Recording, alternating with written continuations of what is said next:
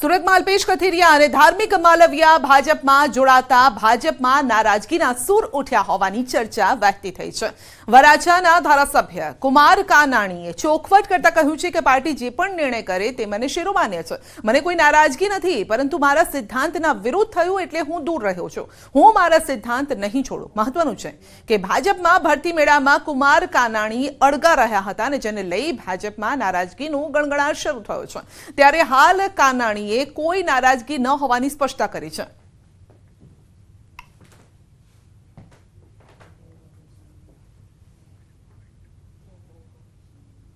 कार्यक्रम में हाजर रहवा माटेनो मारो अंगत निर्णय है। ये कोई नाराजगीनो विषय नहीं, परंतु मारा सिद्धांतनो विषय है।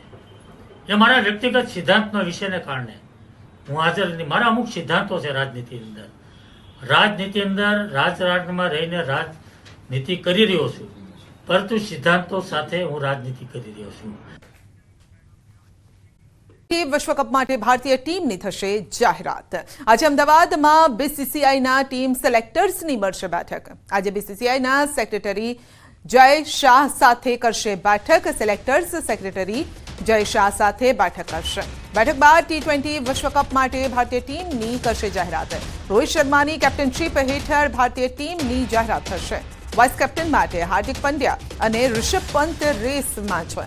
तो विकेट कीपर माटे संजू सैमसन, ऋषभ पंत अने KL राहुल पण रेसमां छे। तो आज बैठक मळवानी छे। सिलेक्टर्सनी बैठक मळशे। जय शाह साथे आज बैठक छे। T20 विश्वकप माटे टीम सिलेक्टर्सनी बैठक छे।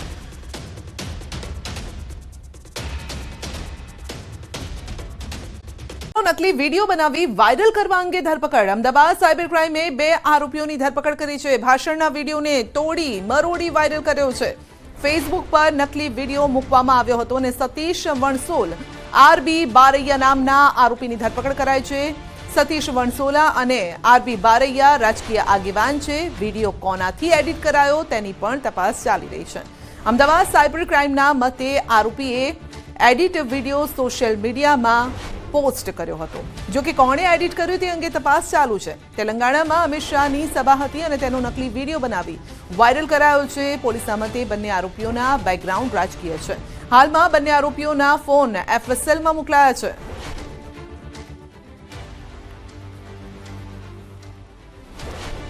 તો અમિત શાહનો અસલી અને નકલી વીડિયો બંને અમે આપને બતાવી રહ્યા છે, જેમાં તોડી મરોડીને આ વીડિયો એટલે કે એડિટ કરીને પોસ્ટ કરવામાં આવ્યો છે અને ખોટી માહિતી ફેલાવવાનો હેતુ હોઈ શકે છે। જો કે આ અંગે તપાસ ચાલી રહી છે। પૂછપરછ કરવામાં આવશે કે કોના કહેવાથી આ કરવામાં આવ્યો છે। જે પણ બંને વ્યક્તિઓના નામ સામે આવ્યા છે બંનેને પૂછપરછ કરવામાં આવશે અને ત્યારબાદ વધુ વિગતો પણ સામે આવી શકે છે। પરંતુ બેકગ્રાઉન્ડ રાજકીય છે તે પ્રાથમિક તપાસમાં સામે આવ્યું છે। केंद्रीय गृहमंत्री साहेबनी एक स्पीच हती जेने एडिट करीने ए विडियो खोटी रीते सोशल मीडिया पर वायरल करवामां आव्यो हतो। एमां 2 प्रोफाइल होल्डर मुख्य एक सतीश वनसोला करीने एमना फेसबुक प्रोफाइल थी अने एक प्रोफाइल होल्डर राकेशभाई बारिया एमने पोताना फेसबुक सोशल मीडिया हेन्डल थी आ एडिटेड विडियो वायरल कर्यो हतो। एडिटेड विडियो एमने पोताना सोशल मीडिया हेन्डल थी पोस्ट कर्यो छे। जे विडियो एडिट करनारनी हजी आपणे तपास चालू छे। एमने विडियो कया माध्यमथी मळ्यो हतो, एमने ग्रुप व्हाट्सएप ग्रुपना माध्यमथी मळ्यो हतो, पण एमां हजी आपणे आगळ तपास करीए छे के आ कई रीतनो विडियो एमने मळ्यो छे। एक सतीशभाई वनसोला करीने छे जे मूळ पालनपुરના છે અને રાકેશભાઈ બારિયા કરીને છે જે દાહોદના છે, લીમખેડાના, અને બંને જણ પ્રથમ દ્રષ્ટિએ પ્રાથમિક તપાસમાં રાજકીય સાથે જોડાયેલા છે। હજી અમે આગળ એમના બેકગ્રાઉન્ડની તપાસ કરી રહ્યા છીએ। ક્યારે ચોમાસું બેસી શકે? કાળઝાળ ગરમી વચ્ચે દરેક ખેડૂત અને સામાન્ય જનતાને આ જ સવાલ થઈ રહ્યો છે। હવામાન નિષ્ણાત અંબાલાલના મતે ગુજરાતમાં આ વખતે સમય કરતા વહેલું ચોમાસું બેસી શકે છે અને હવે ચોમાસા માટે કરી દો તૈયારી। સમય કરતા વહેલું ચોમાસું બેસવાનું અંબાલાલ પટેલનું અનુમાન છે। અંબાલાલે ન્યૂઝ 18 ગુજરાતી સાથે વાતચીત કરતા જણાવ્યું છે કે મે મહિનામાં આંધી વંટોળ સાથે પ્રી મોન્સૂન એક્ટિવિટી થશે। જો કે બંગાળના ઉપસાગરમાં 10 થી 14 મે વચ્ચે ચક્રવાત સર્જાવાની શક્યતા રહેશે। સામાન્ય રીતે ચોમાસું અંદમાન નિકોબારમાં બેસી ગયા બાદ આગળ વધતું હોય છે અને દેશમાં કેરળથી ચોમાસાની શરૂઆત થતી હોય છે. જો કે અંબાલાલના મતે આ વખતે અંદમાન નિકોબારમાં 17 થી 24 મે વચ્ચે ચોમાસું બેસવાનું અનુમાન છે અને ત્યારબાદ કેરળમાં ચોમાસું 1 જૂન પહેલા બેસવાનું અનુમાન છે. કેરળમાં ચોમાસું સમય કરતાં વહેલું બેસી જવાનું અનુમાન છે. જો કે કેરળમાં બેસી ગયા બાદ મુંબઈ અને ત્યારબાદ ગુજરાતમાં દક્ષિણ ગુજરાતના ભાગમાંથી ચોમાસાનું આગમન થતું હોય છે. ગુજરાતમાં 8 થી 14 જૂન વચ્ચે ચોમાસું બેસવાનું અનુમાન છે.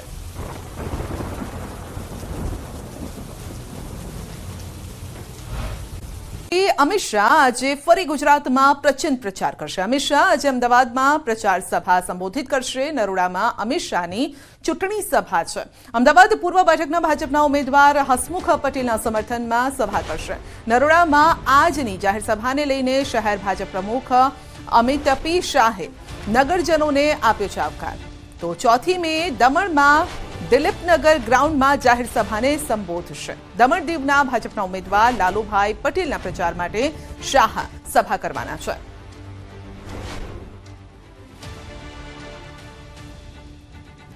આપને નિમંત્રણ પાઠવું છું કે આજે 30મીએ મંગળવારે સાંજે 7 વાગે કેન્દ્રીય ગૃહમંત્રી આદરણીય અમિતભાઈ શાહની જંગી જાહેર સભા નરોડા બજારમાં રાખી છે.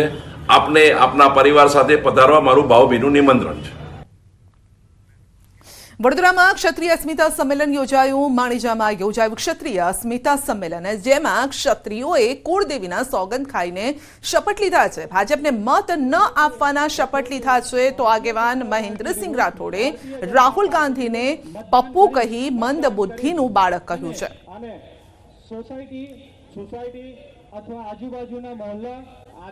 અરવલ્લીના મોડાસામાં યોજાયેલ સહકાર સંમેલનમાં કોંગ્રેસમાં ભડકો થયો છે. ધનસુરા અને બાયડના કોંગી અગ્રણીઓ ભાજપમાં જોડાયા છે. સહકાર સંમેલનમાં 200 થી પણ વધુ કોંગી અને આપના કાર્યકરો બીજેપીમાં જોડાયા છે. સહકાર મંત્રી જગદીશ વિશ્વકર્માએ તમામને કેસરીઓ ધારણ કરાવ્યો છે. પ્રદેશ કોંગ્રેસ સમિતિ ડેલિગેટ મનહરસિંહે કર્યો છે કેસરીઓ.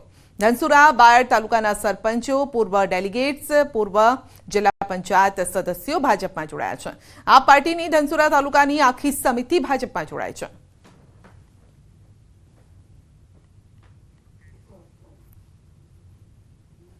ભારતીય જનતા પાર્ટીમાં આપણા વડાપ્રધાન માનનીય નરેન્દ્રભાઈ મોદી સાહેબના નેતૃત્વમાં સમગ્ર ભારતમાં અને સમગ્ર ગુજરાતમાં જે હમણાં વિકાસના કાર્યો એમને જે કર્યા છે એ વિકાસના કાર્યો અને ભારતીય સંસ્કૃતિને જાળવી રાખવા માટેની એમની જે દ્રષ્ટિ છે એમની વિચારધારા સાથે આજે જોડાઉં છું.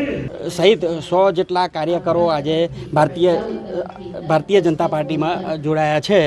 જે લોકોને પક્ષમાં ખૂબ જ અવગણના થતી હતી, નારાજ હતા, અને બીજું કે એમની અવગણના ખૂબ થતી હતી.